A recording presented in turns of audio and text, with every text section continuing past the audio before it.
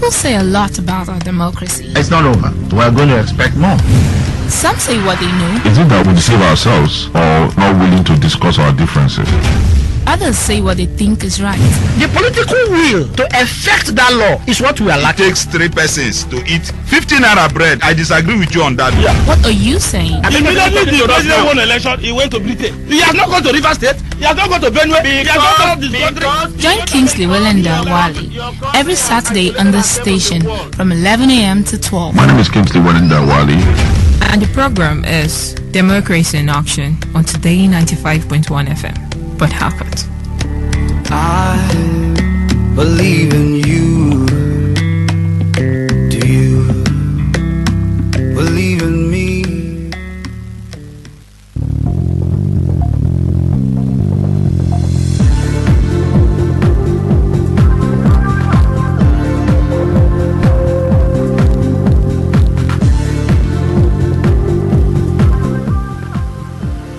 Hello, good morning and welcome to Democracy in Action. My name is Kingsley Welenda Wali.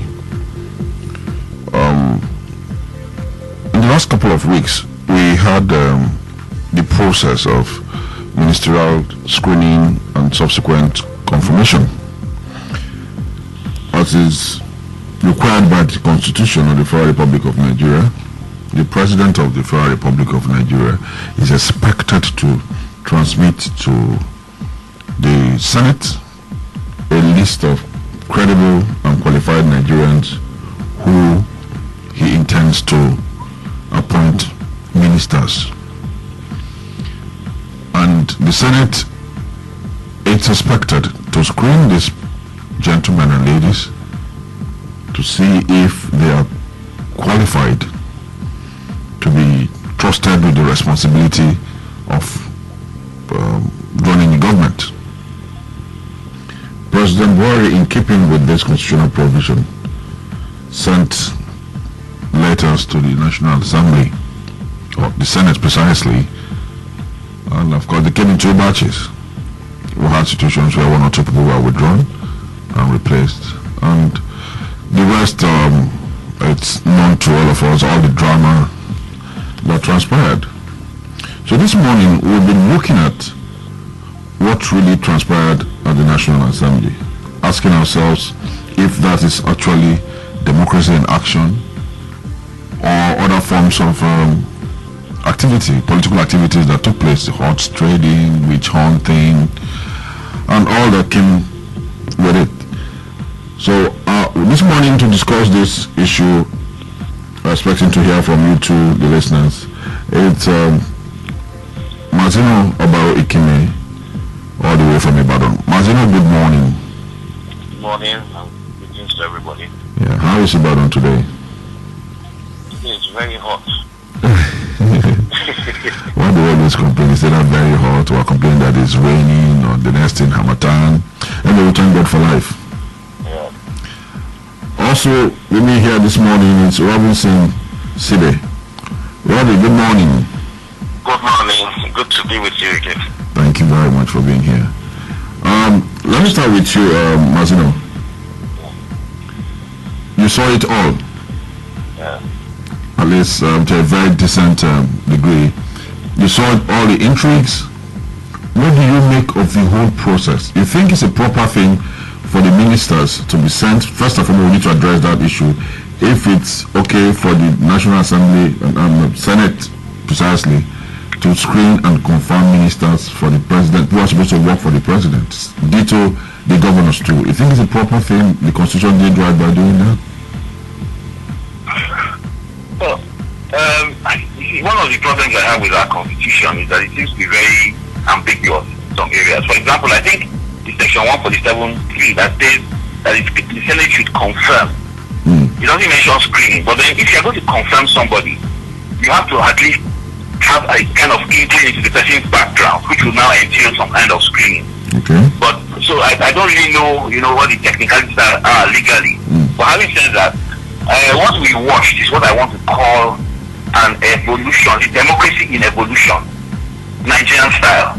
Because I can't really call that a thorough screening process if you want to say they have to be screened. I saw evidences of political horse trading. I also saw certain aspects of political vendetta. I saw a lot of immaturity, and I saw a lack of depth, especially on the part of the senators. And then, of course, there were some people who I just felt could not really have passed muster if we were doing a thorough exercise. But that's my personal opinion. What I'm eager to see now is for the cabinet to be formed and also move to the next level. Okay, Robbie. Yeah. Do you think that the constitution was wrong in saying that it wasn't being emphatic on what the process should be? For example, Maziro has said that ministers come or the nominees come, they ask them a question or two, and you really don't. Sometimes you're unable to make out that, and you expected that something more thorough. For example, Senator Hillary Clinton was before the House committee, and she was there for 11 hours, just one person. But here I see people coming for 30 minutes, max 1 hour. It looks like it forever. I think we are doing a thorough job of actually screening, because if you say confirm, it presupposes that some form of screening exercise has to be done. Do you think that what the senators did could pass for screening and confirmation? Yeah, confirmation, yeah, but I don't know about screening. Okay, I think first of all, the Constitution, it gives with one hand, takes with another hand. It says they should be confirmed, and at the same time, it says if they fail to confirm in 21 days, the president can go ahead and swear them in. So, I don't know what that was supposed to achieve, but that being said, you look at the foundation of this whole thing. The president, or this president, like the presidents before him, sent a list without portfolio. Now, even in our offices, wherever we work, you don't interview people without a portfolio in mind. Because at best, the questions you will ask will be historical, your biodata, where did you work, and all that. You never take them on the specifics of what they want to do going forward in a particular area. And that is the foundation of all this, the poor performance we've seen and we've always seen over the years. I saw trappings of intense partisanship and all whatnot. It's always there in the parliament and all that. But overall, it was disappointing. It was disappointing because, you see a husband asking the wife a question and saying, how do you feel if I ask you to take a bow and go? You bring your domestic romance into the hallowed chamber right before everybody. So I think it's a bit of a setback for our democracy that after 16 years we're still, playing around and asking people to take a bow and go. I didn't see any serious screening there. Yeah, I'll take you on the issue of portfolios. Yeah. Now, if we stuck to the fact or the argument that the president should have attached portfolios, yes, it has its merit in the sense that when you're putting questions, you know that you're asking somebody questions pertaining to what he's expected to do. Not when you start asking somebody who's probably the end of a minister for health, you're asking questions on education. Now, if he goes there and doesn't perform, you don't hold him responsible because you actually did not blame him and he wasn't prepared for that. I remember several years ago when Senator Dondoma was nominated as a minister, he asked to be told which ministry. And when the government didn't tell him, it declined. Now we have all kinds of situations where people just want appointment. They don't care what. They just want to go there and answer federal ministers. But if we insisted on portfolios, does that mean that every time the president or the governor, in the case of Rivers State, decides to reshuffle his cabinet, he will need to go to the National Assembly or to the Senate or the House of Assembly with the candidates with their new portfolio so they can be screened to see if they are qualified to do that? Well, you can't get these things absolutely correct, but I always like to situate it what happens with the private sector. You only interview somebody at the point of taking him in. If when he joins you in a particular designation and he proves capacity in another area, you can actually switch him to that area without having to assemble a consultant to do interview for you and for that person. So I would not expect a cabinet shake-up to attract such level of scrutiny. But your first point of entry into the cabinet, you should be screened for that specific role you want to think it should go. It's something that helps streamlines the questions and saves us from asking, somebody. They said can you explain to us why 17 and 16 is greater than 19? All those questions were unnecessary. Yeah, granted, they were pedestrian, Yes. Well, I think when a man decides to shake up or shuffle his cabinet, he doesn't decide overnight.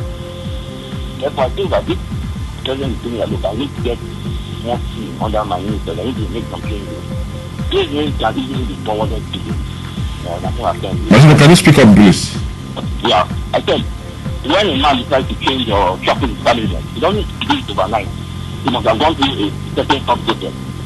Now, while he's doing that thinking and he's thinking with his cabinet, he can forward these news to national authorities. He needs to delegate from them. But as Robinson has said, as the immediate point of entity, it's necessary for them to go through that kind of testing. But it's not always pertinent for us to have a thorough written exercise anytime there's a cabinet instruction. Because basically, what these ministers are doing is to take the ability to manage men and material to the best of their ability and optimize the opportunities that are presented to them. This is what I think being a minister is otherwise. We're talking about managerial capacity. So, but of course, there are some ministries that require a technical aspect like law, the Attorney General, finance, and things like that. You have to get people who are grounded in this area. So, if you are going to engage in a cabinet discussion, for example, you're not going to be talking about raising my unit background in to the Minister of Finance. Masino, let me cut you short here. Let me just stop in here. The only thing that it is actually the senators who are not up to scratch, because if they did a thorough job, they brought in somebody. I mean, there should be a general baseline for say, okay, these are the standards that are required of a minister of the Federal Republic of Nigeria. I'm going to make particular reference now to the interview of two people. They watched Mr. Malami, SAN. They watched Mr. Ocholi, SAN. They are both lawyers, both senior advocates. You saw their performance. They weren't asked strict legal questions, but on general performance, we could make out somebody who has stage fright or somebody who possibly was not qualified to be a minister in the Federal of Nigeria. So I don't think you need to. I'm thinking that it is senators who don't bring out general purpose questions that will be enough to judge standards. I think what we discussed is, 2 programs ago, it is very clear to me that the senators come to this session ill prepared. The speeches are prepared to you in advance. You should be able to do a rigorous analysis on your own or with your assistant in your office. You need to, bring these questions that you actually prove the message of the candidate. So when you are asking very basic or great questions, the guys get away with all kinds of things. Like the two gentlemen you mentioned just now. If I was the president, there would be no doubt in my mind if it would be Attorney General of the President. They are both stand, so they did attain the certain level of competency in the legal profession. But in the area of being the Attorney General of the Federal Republic of Nigeria, you need something extra. And to my mind, Ocholi was a much better candidate. But as we said, because there was no vigorous step in the selection of senators itself, it all looks like some kind of, this big boys club where you just come, crack the joke and make matters of seriousness is negative. I regard you in senators very seriously for that, because I never saw any of these questions where any particularly significant or really meaningful questions were asked. It did appear to me that most of the candidates were better prepared than the senators who were supposed to be ruling them. Robinson. Yes. You watched a Mr. Lalong when he was screened. Were you really? Sorry, I didn't quite hear you. Did you really find time to listen to the or watch the screening exercise? Yes, I did. There was a Mr. Lalong who was screened. I think the first batch or so. Yes, first batch. Did you watch that guy? I think I missed that. I'm not very sure what did. Okay, what I'm trying to drive here is that guy was asked questions bordering on law, bordering on welfare, bordering on economy. You just mentioned it, security and all of that. and he distinguished himself. Now, why would that guy spend 1 hour plus himself? I think Ocholi spent quite some time there. That way, there was opportunity of follow-up questions. Although the senators, like Mazino said, looked like they weren't prepared for the screen exercise, because you have the CVs of the nominees, and if you took time to go through the CVs, there's no way each and every senator there will not have a question or two to ask. So it wasn't that the nominees were not ready, were not prepared, or that the senators were just lazy. Well, I think first of all, the senators, the nominees came there to provide answers. The senators were the ones to ask questions, so they are supposed. And those questions were asked. They are supposed to dictate the pace of things, So first, it falls back to the senators. But that being said, I want to draw your attention to something, which I know you already observed. There were some very interesting sessions, and if you look at the trend in those cases, you find out that those persons, the public already had an idea of where they would end up.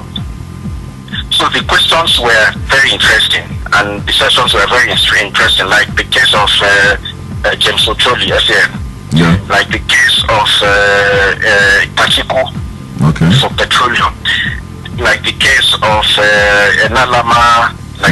People had an idea where they were going to. So the questions, they were able to drill down to the questions. Even the case of Clarify, everybody felt, this guy would probably be foreign affairs and all that. So the question was already in that line, so they could drill deep. So in that instance, that still brings us back to the issue of, having a general knowledge of where this person will end up.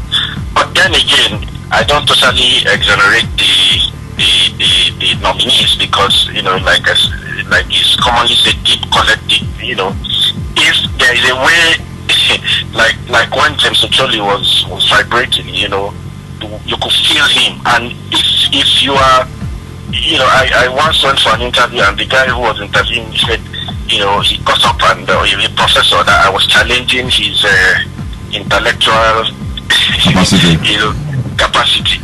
And he took a pen and started writing on the whiteboard, trying drawing things and all that. There's a way they could have challenged one or two very smart senators there to ask questions, but ultimately it's the senators who should dictate the pace and tone of the questions. The nominees are there to provide answers.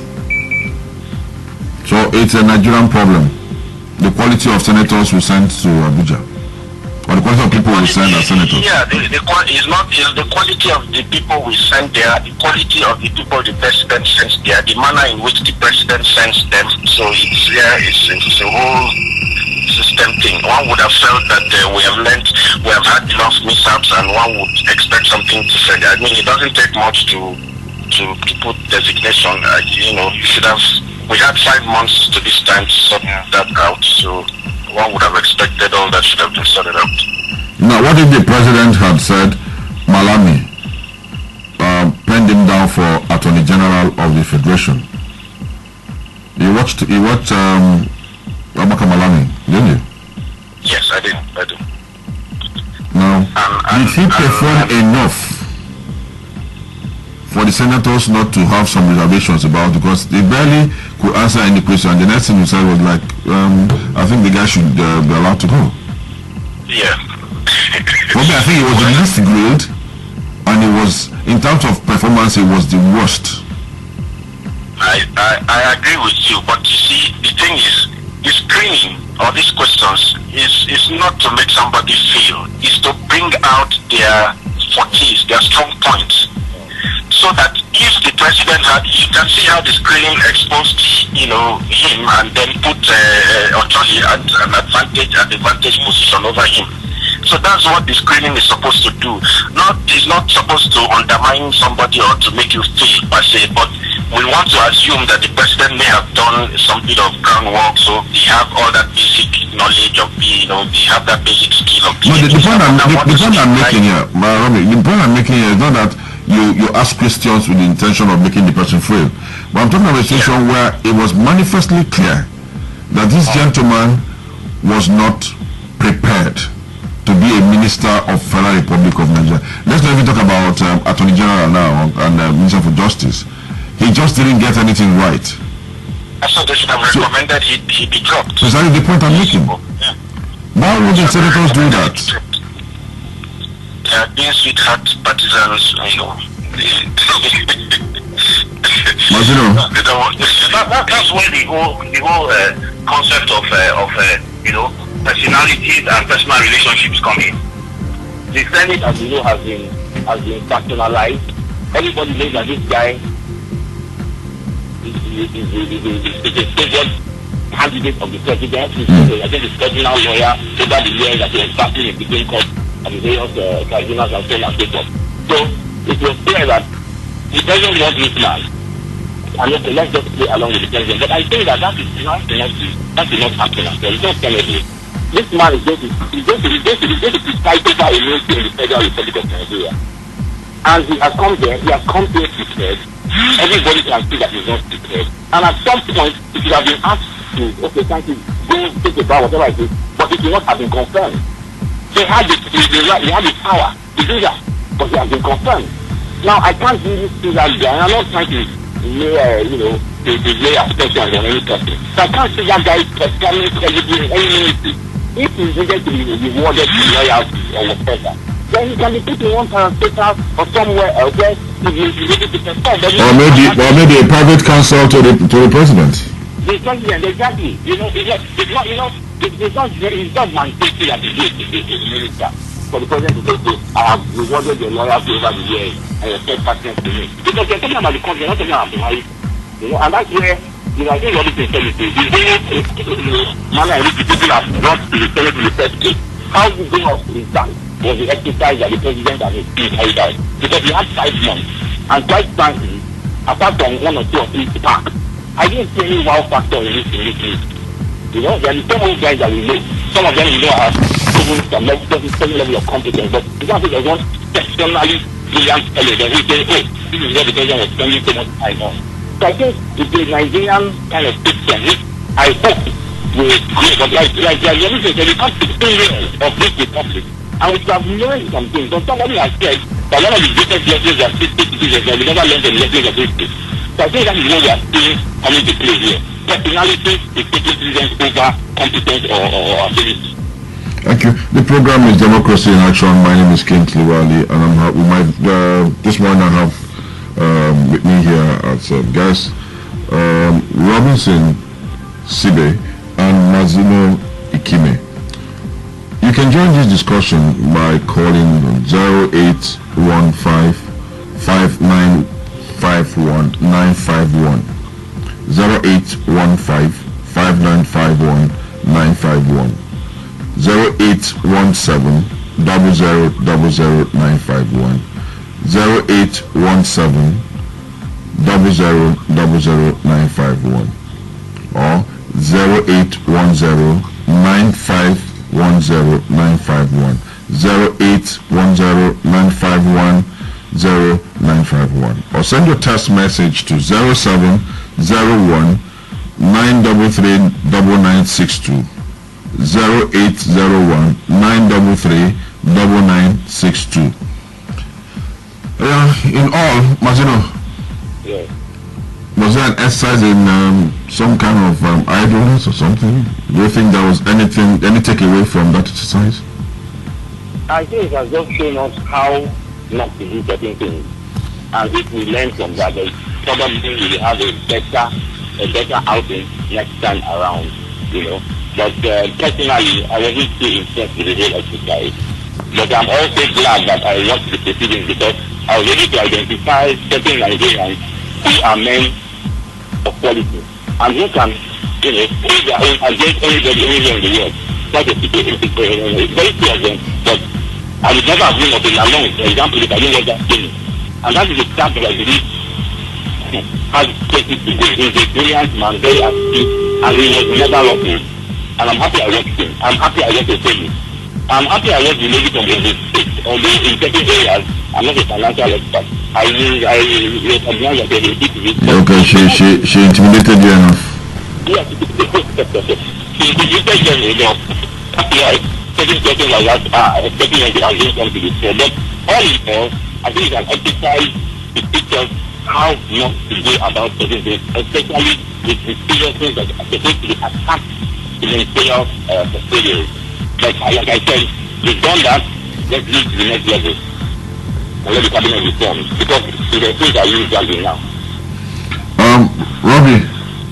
Yeah. From what you saw, the presentation, do you think that we will probably like hang in there and say, okay, 50%? I don't want to score them on. I would rather want to look at it as from the perspective of what has changed since the last time.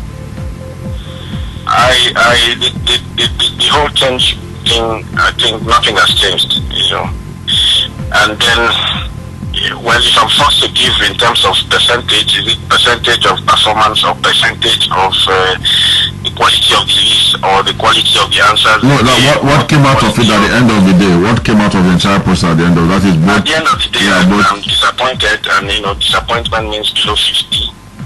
Seriously, because I didn't see any special thing of note. There were some solid persons that came out there and distinguished themselves.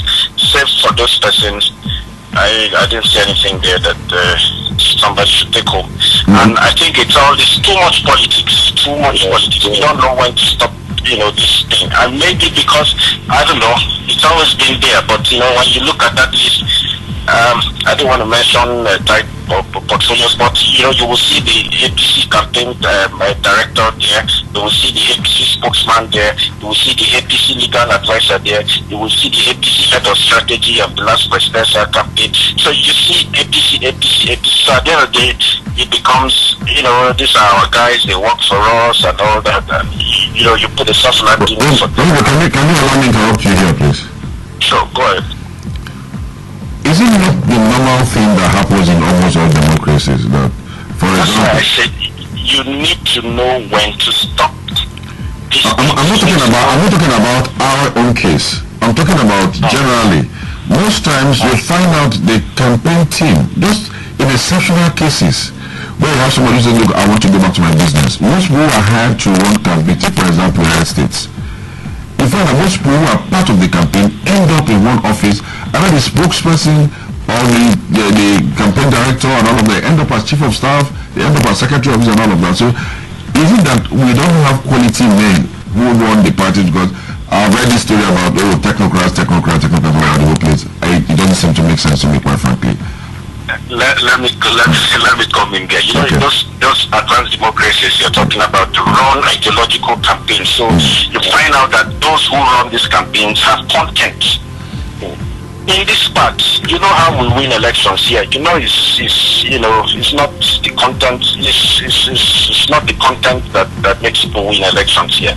So rewarding, of course, you need to reward them. People reward politicians in different ways. Even in the US, there are some people who are not so, intellectually, sound, but they find positions for them in other areas. I mean, the presidency is a big institution. They can fix them in places. Even the Malami guy, the president's private secretary or confidential secretary can be a son. Exactly. You must not force him on the nation to be. Because at the end of the day, what that means that if you have your private staff are people who are very educated and professionally knowledgeable, it simply means that the quality of policies that will be coming out from the office will even be so supercharged and prepared before it even gets to cabinet. Yeah. I look at David Axelrod, who works for Obama. He didn't end up a minister. Look at, and he's a very sound man, by the way. Look at Joe Trippi, who he ran a lot of campaigns and never worked. But those guys never really end up as cabinet ministers, but they were instrumental to lots of presidential campaign organizations. So it's not automatic that you must be a minister, because we are in a very, very peculiar situation here. We're heading towards recession. You're talking about fixing the rot which you campaign about for 16 years.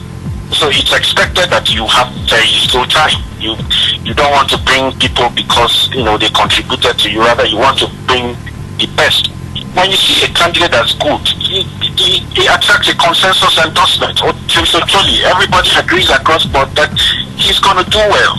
Even if he doesn't do well, but he has proved, he has showed capacity and knowledge.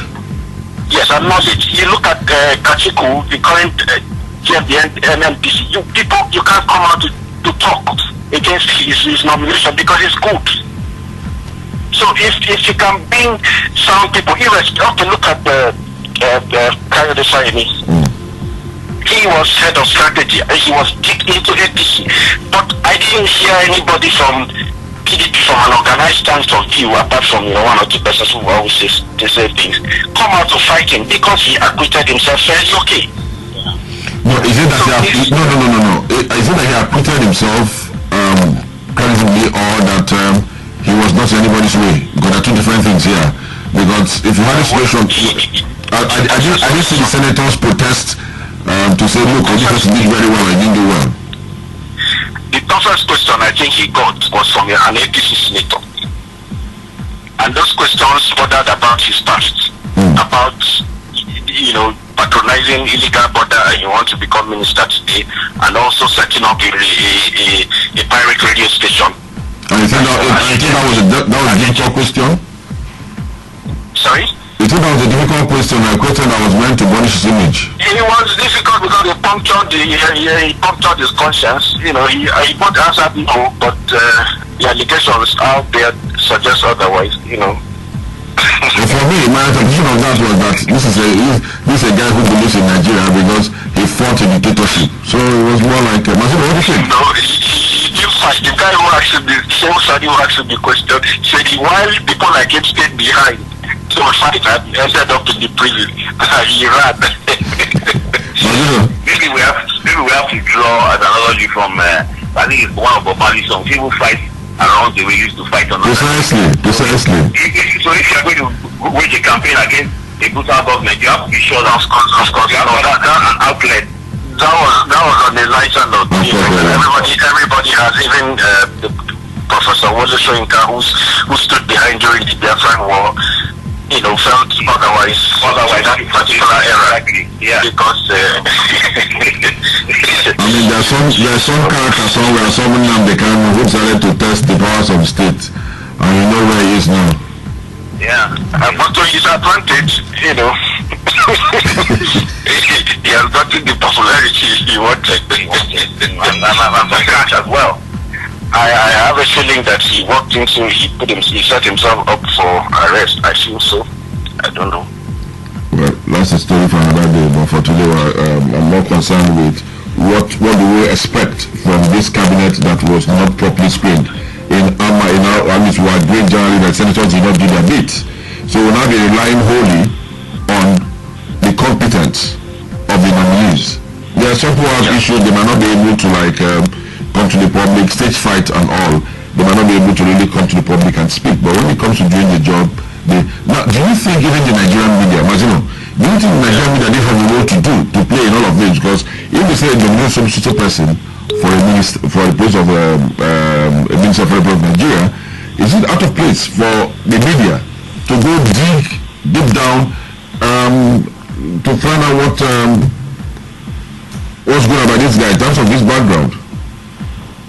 Yeah, I say that one of the things here where the Nigerian media is really lacking, and I cannot condemn Nigerian media out of hand, but I think one of the areas where they have been very good over the years, and they haven't taken any real initiative on that. In that area of real hardcore investigative journalism, because I believe that if we had certain candidates whom discuss the no delay standard, and we raise a campaign against them in the media, people who have nominated these guys get their friends to the national. They pick up and take it. Because, for example, one of the people in Niger State gathered themselves together and shouted against the president had no choice but to pull him back. And I think he almost pulled back the guy from Oyo State to 50, but somehow that guy escaped. I don't see that the media was just doing what I call reporting, what all of us were seeing. And then they have a little bit of analysis on it, but nobody was really ready to tell the honestness to rock the boat. And I think that is one area where they have lacked. You have all kinds of stories coming up in these last 3 months, where I think that the media have gone and done this. Spend your resources on some of these things. Give these men in your table the motivation to stay themselves to be truly journalists. But we have not yet crossed that border. I've not ever really looked at and seen a truly rigorously researched and investigated stories. There have been one or two, but nothing substantial. And like in this political tournament, I would expect that these guys will be on their toes and be doing a lot more. Now, they have handled themselves quite sensitively, but I think that there's always room to do more, especially in the line of investigative journalism. That one has been very scary across the board, whether it's in the print or the electronic media, even online. That one is even online is getting to be ridiculous. People are just taking all kinds of crap on the internet and all that. But I thought there would have been a little bit more. But like I've been saying, now we are telling you, these people, and we're going to have to work with them for the next 4 years. But it does not stop them from now saying, okay, this man that was speaking extremity, it's not performing. Why it's not? And you can still go and dig and think, this is why this guy is not able, because it's something he didn't have the capacity on the outset. And like we said in one of the other programs, what is the role of us? Because these guys are being there to implement something that we are set up. How can we stop a change if it's so required? I think we should begin to think about platforms through which we can bring about, so that our voices to be counted. Okay, let's say that sometimes our votes don't matter. But we are also involving as a people. We have more information at our fingertips. We are getting more knowledgeable. I think we should keep all these things to better the lot of our country. Okay, Robbie. Yeah. Can I contribute to the last question? Yeah. I think in addition to what Mazino said, I think the leadership of the Senate missed an opportunity here. They were able to carry the people of Nigeria along from the day the list came by using the social media. And they created a hashtag, which they said they expect people sending questions and all that. At the end of the day, when screening started, they never paid attention to that channel, to the social media. They never. I think he could have just said, okay, every candidate, we're going to pick 3 random questions from the general public through this, ask your questions, use this hashtag. That way you deepen the process. You broaden the process. He didn't do that. He missed that opportunity for citizen participation in the screening process, because I think one of our problems in this country, we look at the constitution and we say, okay, we must, as long as I've satisfied the basic minima of what the constitution says, therefore I'm cool. But you forget that while you were in school, 50 marks is the cutoff point, but you strive to get 70 to get an A. So why don't you also strive to do the extra thing? So I see that as an opportunity which he needs to do something extra from what we know to have been done all these years. Do you think the Saraki saga,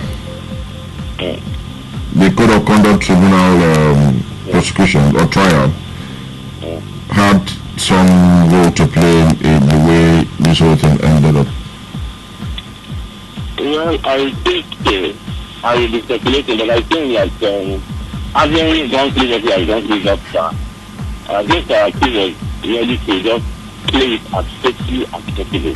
I don't think we are going to get involved in a situation where it is appear that we are really working against the president's crisis, or trying to be obstinate, or even trying to be the same man. I think he just plays it as physically as it is played, and he says in his mind, everybody has answered a certain level of competence. And I'm not going to be the one who's going to send anybody back. I'm not going to impose my authority as the president of the state on the other senators. I'm just going to allow things to stay. Because I remember when we saw, the interview with Lai Mohammed. When they wanted to confirm, I think from my own perspective, it appeared that they were saying were louder than things I was saying, the line. But he still took the... just hold on, a guy called Zero, hold on please. Marcelo, hold on. Hello. Okay. Yeah, hello, good morning. Good morning, sir. Your name, where you're calling from? My name is Emeka Okoba. Okay. Are you at the office?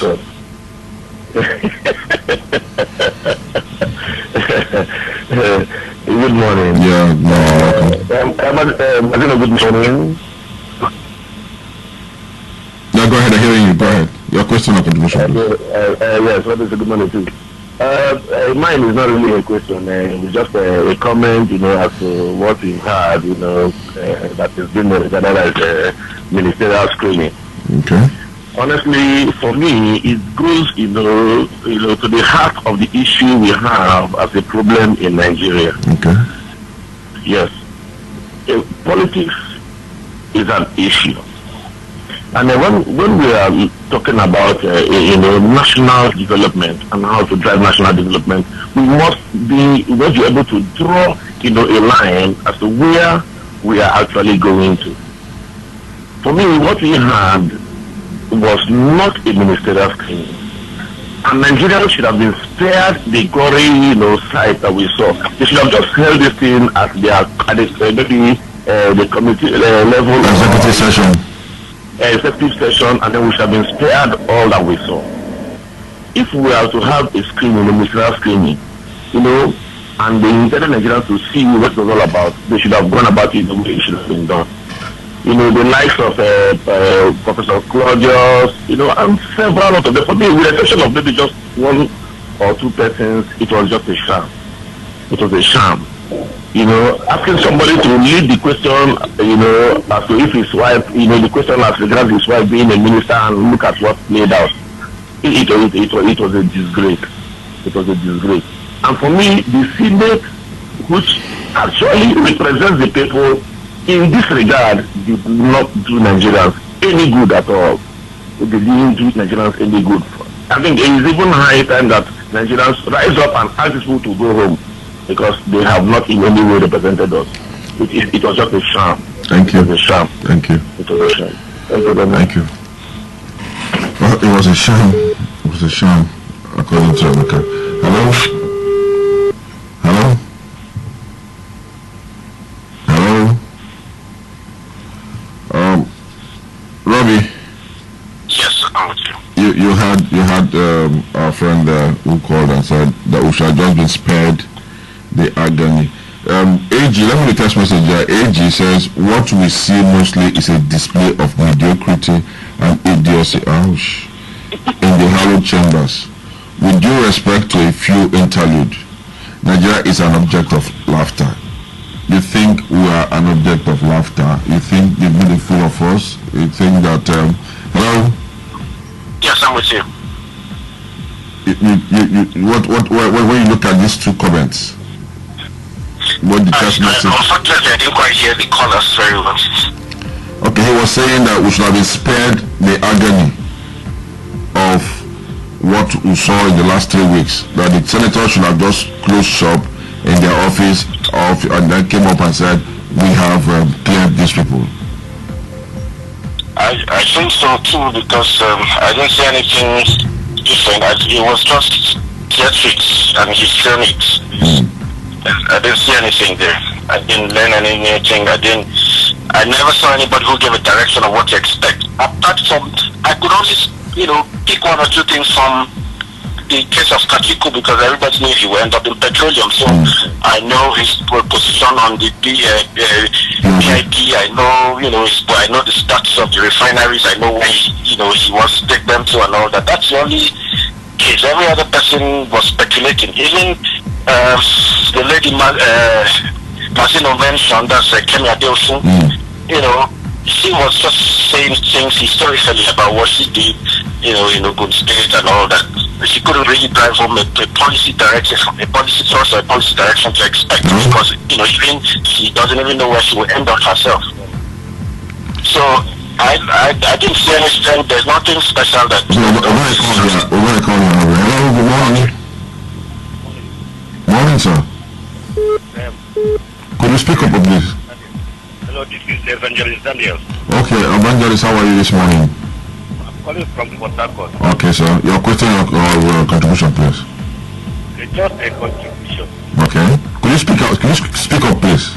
Actually, what we are seeing in Nigeria politics is just a mess. Why I'm saying this?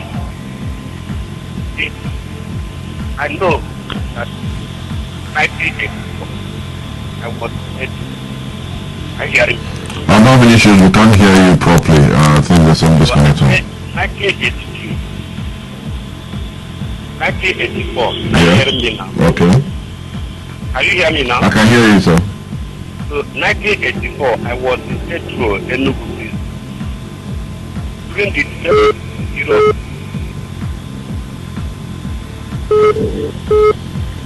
Hello. Hello. Hello. Hello. Hello. Good morning. Good morning, sir. Your name and where you're calling from, please. I'm calling from Port Harcourt, Tuwoko area of Port Harcourt. Okay, your contribution, please. I want to start by taking exception to introducing at the Sorry? I want to start by taking exception Okay. to your preliminary note by saying that President Buhari communicated very credible and to be appointed to his cabinet. Okay. You have said that he nominated those he feels can work with. Because if I don't know about anybody at all, I know about former governor of Rivers State, that man is not credible to that extent. Because as the duty of presidential campaign organization of President Buhari, he remarked on that occasion that he don't do any Rivers State work. When 2 months' salary arrears were being owed by the state, this man said, Rivers is so broke and we will not be able to pay salary. And only to turn around and say that he left about 10 billion naira in the coffers of Rivers State for which I want to ask, is he trying to say that he is delighted in being castigated as for owing workers? That is why he did not use that money in Rivers State coffers to pay salary and take that trade. So I don't see him as a very credible man. Okay, your problem is with Governor Amici Rotimi. Not me alone. That's the person I know about. That's what I'm saying now. We are dealing with the person you know about, right? If I am making analysis at the table. No, I agree with you 100%. I agree with you. You have the right to make your analysis. What I'm saying, I'm just trying to emphasize something here. That you have issues with comments or statements made by the former governor of Rivers State, and you think in your judgment that is not credible, right? Yes. So that blanket statement that all of them are credible. Oh, okay. You're quarreling with my statement, right? Not anyway. That is the way you look at it. No, I mean you're disagreeing with it. I mean. You are addressing a whole lot of people, and whatever statement you make will be heard by people, and it can be taken like that. So we have to make it. Well, I'm trying to make life easy for all of us here by trying to get at what we can both of us can arrive at something, but it's like your mind is made up on what to say. The point I'm trying to make here is that you have issues with the fact that you said that the president sent a list of credible Nigerians. Because in my judgment, anybody and everybody is innocent until proven guilty by a competent law court. It is not my position to start making judgments over people that I'm not a judge, I'm not a magistrate. You understand? So I will have to work with what is in the public domain, not what individuals think. Anyway, thank you very much for your contribution. God bless you. Robbie. Yes. You had the gentleman, he was having issues with the fact that some particular candidate, some nominee, was not credible because there's an allegation against him. Do you think it's proper for somebody to be denied an opportunity to be made a minister because of allegations against him? Well, if you're to follow the law to the letter, they will say yes, until proven innocent and proven guilty. But there's a thing about perception. You know, like during the elections, most of the people, even till date, most of the persons that the other party talks about, as the APC in the last 16 years, have never been proven guilty by any law court. Precisely. We also talk about people who were coup plotters and all that. Once you're successful, you escape the law. Once the coup fails, you face the law. No, once you're successful, if you're successful, you're in the government. If you fail, come to that. Suspend the constitution. So, but it does not mean that you never committed the treasonable felony. So, in as much as everybody may not always, get to that point of justice, but there is a thing about perception, and perception in today's world plays a very strong role in the acceptance of regimes. So yes, I think the president would see whether his nominations were accepted or not in the coming. He probably has already sensed it, but in the next 2-3 years, if he has analysts and people around him who really look and care about what people think and strategically communicate that to the public or to him and all that, I'm sure he would. Okay, what Robbie? Hello, this is GWW. Calling from Awadari. Okay. I want to have my take on the respect where you people are saying that except a court pronounces one guilty of his accusation, that the person should not be confirmed guilty. So I want to have this question: are this person governing the court alone, or governing the citizens of this nation, or the citizens of the state? I want to know. Whereby it should be that anything court says, comment on this fellow should be the right thing. Can't citizens have something to say about somebody who they are? No, sorry sir, we live in a civilized society governed by rules and laws.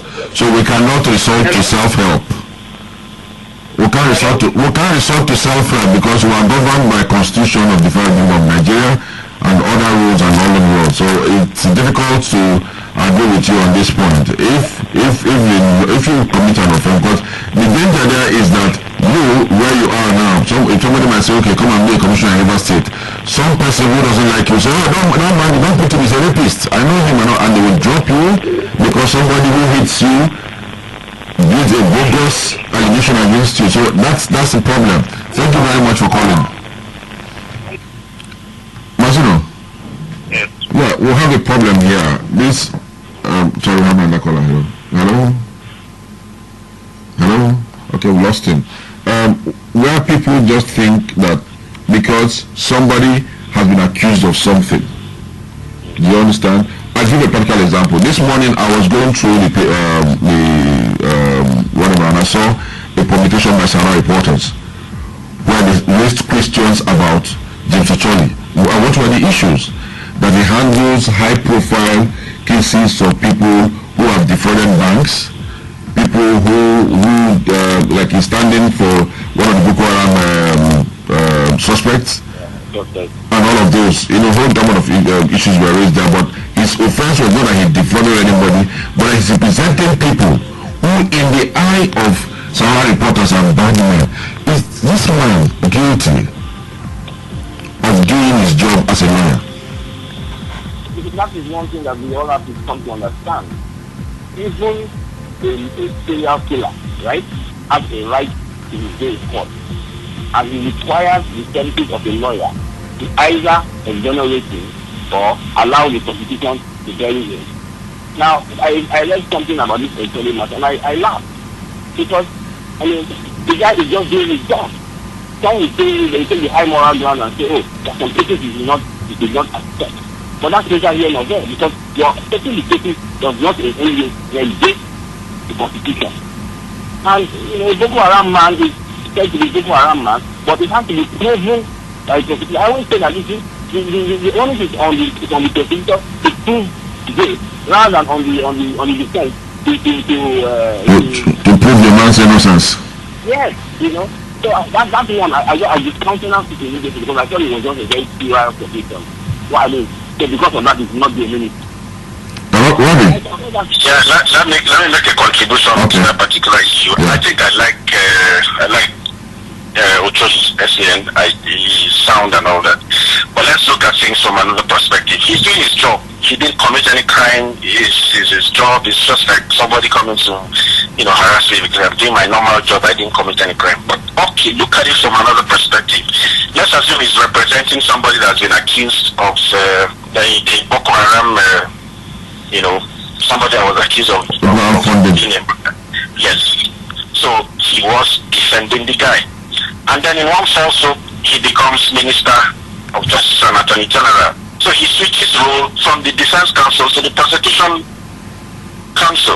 It becomes a moral question. It becomes a moral question. Do you understand? Because the terrorism is a national crime, so it's the Attorney General that prosecutes. But is that Boko Haram, alleged Boko Haram activist, does he have a right to legal representation?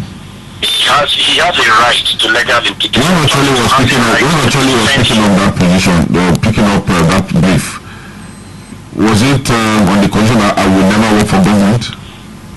No, the point, Ocholi never did anything wrong here. We're only talking about the moral question. Yes, exactly. It's my problem here is that people must learn to respect the law of the land. Throwing mock at people. Yes, true. People must also, the government must also realize that the public would raise questions. So that's why strategic communication is very important in today's governance. Okay. So you don't look at just the letters of the law, you look at how people will perceive. It's just like the case of Lai Mohammed. You want to believe you end up information minister, I suppose. Do you agree with me? I'm not a native doctor. Okay. Assuming he ends up as information minister, that is, for me, strategic, from the strategic communication perspective, is a faulty move, because perception is key. It's not about coming out to say things. It's about people believing the things you're saying. The guy already has been seen as opposition spokesman in a very heavily polarized nation. Okay. So they stereotype him like that for life. Whether he's saying the truth or... So when I say something, the one you are talking about, right, is still the same story. Yeah, exactly. And meanwhile, he's communicating an important thing which is true and the true position of government, but people still see him as, they still box him in that opposition spokesman. Okay, in 30 seconds, please, the last word, please. Well, my last word will border on the fact that we've done the screening. We will not be satisfied with the procedure, but we now have ministers designated the position. Okay. We have to begin to look at certain issues very, very rigorously, especially the state of our economy. We have to look at some of the issues that have been raised here, like, where to put the specific ministers for maximum effect. Okay. And hope and pray that we can arrive at some level of semblance, because really we are sliding quite fast. Thank you very much, cumulative effect. Thank you. From over the years. Thank you. Okay, Robbie, sorry, we have run out of time. I'm sure we can have like 5 seconds, something to tell our brother. Well, I wish all the ministers designated, I wish them the best, I wish the president the best, but there's no time. The next thing we start to look at is the parameters of their being there, what has happened as the economy improves, as jobs being created, inflation, what's the position of inflation and all that. Thank you. So I wish them the best, yes. Thank you, Bobby. Robbie saying thank you very much. God bless you. Have a wonderful weekend. And for you guys out there, thank you for spending time with us. My name is Kingsley, one in the program Democracy in Action. Catch you sometime next week. God bless you. Bye.